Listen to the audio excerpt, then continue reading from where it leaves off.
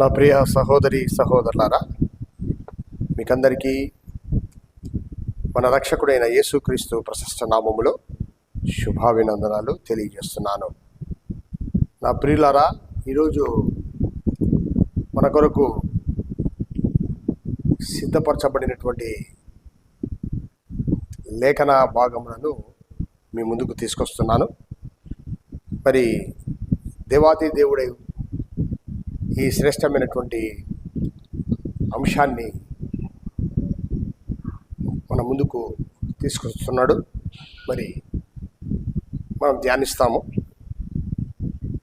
సామెతల గ్రంథము 25వ అధ్యాయం తీసుకున్నామంటే 28వ వచనం, ప్రాకారము లేక పాడైన పురము ఎంతో, తన మనస్సును అణుచుకొనలేని వాడును అంతే.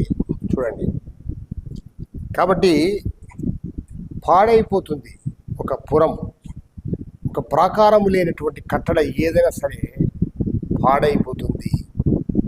అలాగే మనస్సును అణుచుకోలేని వాడు, అంటే కంట్రోల్ చేసుకోలేని వాడు కూడా ఇలా పాడైపోతాడు అని చెప్పబడుతుంది. ప్రాకారము లేకుంటే పాడైపోయేది ఆ కట్టడ కదా. అలాగే మనస్సును కంట్రోల్ చేసుకోలేకపోవడం. ఎవరు కంట్రోల్ చేయాలా? మనిషిలో ఉన్నటువంటి ఆత్మ కంట్రోల్ చేయాలి. ఆ ఆత్మ కంట్రోల్ చేయలేనప్పుడు పాడైపోయేది ఏమంటే పురం, శరీరం. ఈరోజు చూడండి, చెడు వ్యసనాలకు బానిసైనటువంటి శరీరము లోపల అంతరాత్మ వద్దని చెప్తా ఉన్నా కానీ అది ఆ చెడు వ్యసనానికి బానిసగా మారిపోయి మనిషి విచక్షణ కోల్పోతాడు. కొన్ని సమయాల్లో కొంతమంది ఇళ్లలో తాగుడు కోసము బిందెలు ఇలాంటి వస్తువులు కూడా అమ్ముకొని ఆ తాగుడు కోసము వెళ్ళి ఆ సారాయి కొట్టులో డబ్బులు ఇచ్చి కొనుక్కునేవాళ్ళు. ఇది అమ్మేసి ఆడవాళ్ళ యొక్క తాలిబొట్టు కూడా లాక్కొని పోయే వాళ్ళు ఉన్నారు కదా. ఎంతోమందిని మనం చూస్తున్నాం. రేసెస్, గుర్రాల రేసెస్, ఆత్మహత్యలు చేసుకొని చనిపోయినటువంటి పరిస్థితుల్ని కూడా మనం చూస్తున్నాం. నా ప్రియులారా, ఈరోజు మరి మనస్సు అణుచుకోవాలా, కంట్రోల్ చేసుకోవాలా. దాన్ని కంట్రోల్ చేసేది ఎవరు అనేది అనాలిసిస్ కావాలా మనిషికి. సో మనిషిలో ఏముందంటే, ఒకటి మొట్టమొదట తనలో ఒక ఆత్మ ఉంది,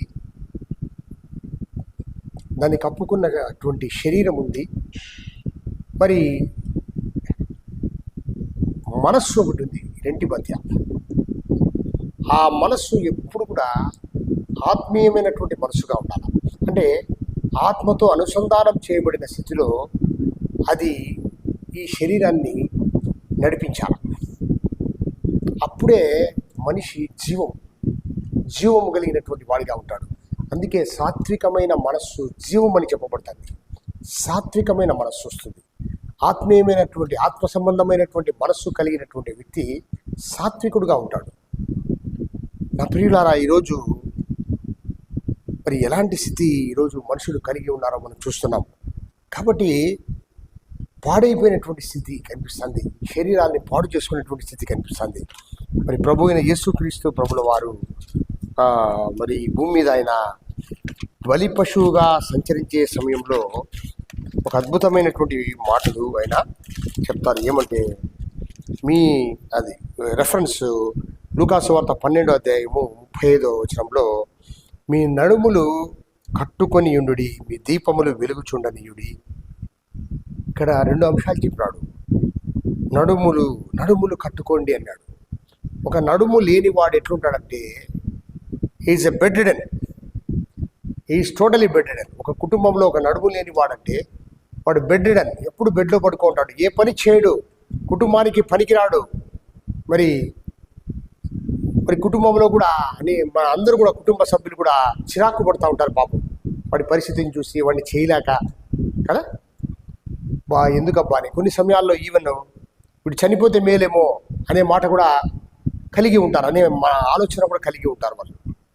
కాబట్టి ఒక భారం మనిషికి చేయలేడు వీడు, కుటుంబం కోసం దేనికి పనికిరాడు వీడు అని కదా.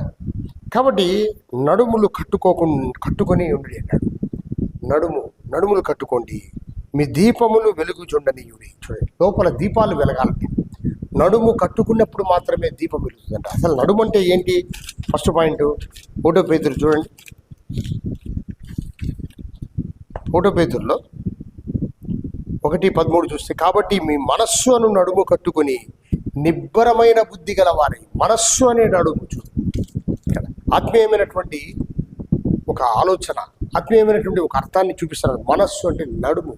మీ మనస్సులు కట్టుకోవాలి, మీరు మనస్సు మారాలా, మార్పులోకి రావాలా, నువ్వు ఫీల్ కావాలా.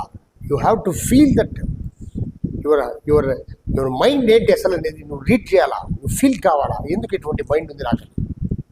కాబట్టి అలాంటి మారు మనస్సు అనుభవం నీకున్నప్పుడు మాత్రమే మీ దీపాలు వెలుగుతాయని ప్రభువు క్లియర్గా చెప్తున్నాడు. యేసుక్రీస్తు ఈ భూమి మీద సంచరించినప్పుడు ఆయన క్లియర్గా ప్రవచిస్తున్నాడండి. కాబట్టి ఇంకొక మాట చెప్పబడింది కింద, ఏమంటే తమ ప్రభువు పెండ్లి విందు నుండి వచ్చి తట్టగానే అతనికి తలుపు తీయుటకు అతడెప్పుడు వచ్చునో అని అతని కొరకు ఎదురు చూచు మనుషుల వలె ఉండుడి. ప్రభువు వచ్చి ఏ దాసులు మెలకువగా ఉండుట కనుగొనునో ఆ దాసులు ధన్యులు. చూడు, ధన్యులు, బ్లస్డ్, వీఆర్ బ్లస్డ్. మెలకువ కలిగి ఉండడం అన్నమాట. పౌలు ఒక మాట అంటాడు, పౌలు గారు ఒక మంచి మాట అంటాడు, ఏమంటే మంచి పోరాటము పోరాడి తిని నా విశ్వాసమును నేను కాపాడుకుంటేనే అంటాడు కదా. ఈ లోకంలో నువ్వు రక్షించబడినాక మంచికి చెడుకు మధ్య నువ్వు మంచి పక్షాన నిలబడి మంచిని ధరించుకొని జీవితమును కొనసాగించాల. చెడు ముందు నువ్వు సాగాల, చెడుతో సాగాల. మరి ఇలాంటి పరిస్థితులలో నువ్వు చెడు అంటకుండా చెడును మార్పులోకి తీసుకొచ్చేటువంటి శక్తి కలిగిన వాడిగా నువ్వు ఉండాలి. అది దేవుడు నీకు ఇచ్చిన పని.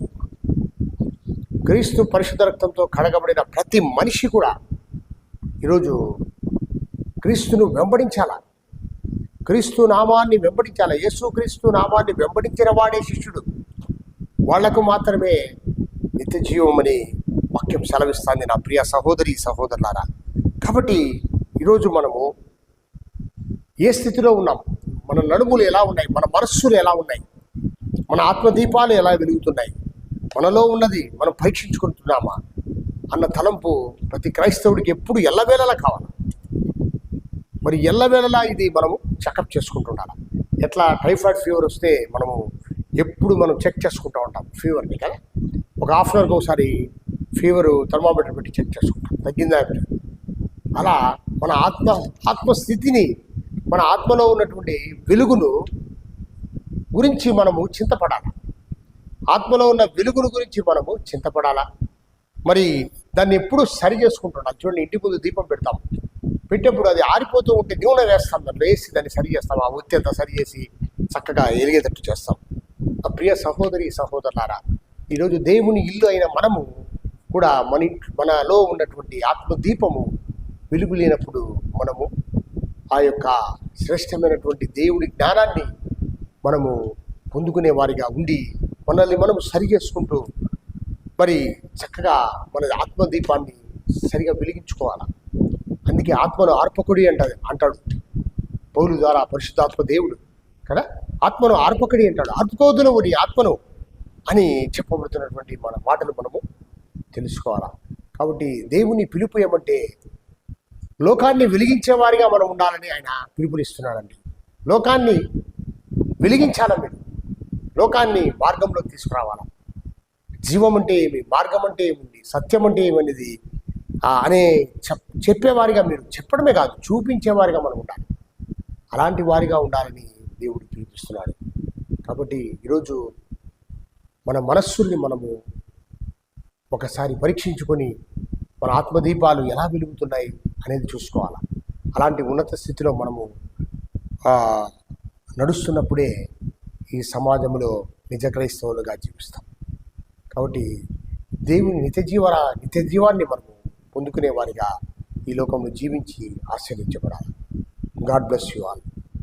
దేవుడు ఈ శ్రేష్టమైనటువంటి వాక్యమును మన హృదయాలలో నూరంతలుగా ఫలింపచేయును గాక. God bless you. Thank you.